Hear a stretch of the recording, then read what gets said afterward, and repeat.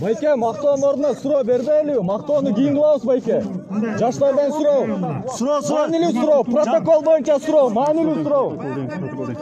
Жаштардан суроо алыңыздар, жаштардан. Жаштардан суроо алыңыздар, мактаганды кийин мактайсыздар. Аксакалдар сөзүн кошпойт.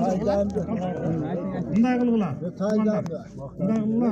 Бүтөлү уже суроо көбөйүп. Акыркы суроо уруксат болсо Садыр Нуркожоевич, акыркы суроо. Микрофон. Саламатсызбы? Келгениңизге чоң рахмат. Азыр интернетте тарап жатат.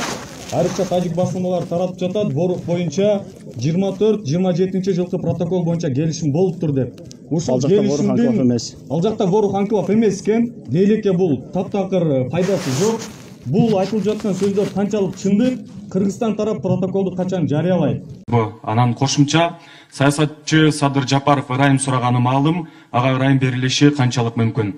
Рахмат.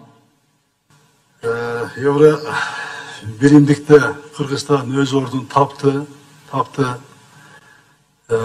Бизге азыр көп жеңилдиктер мына берилди.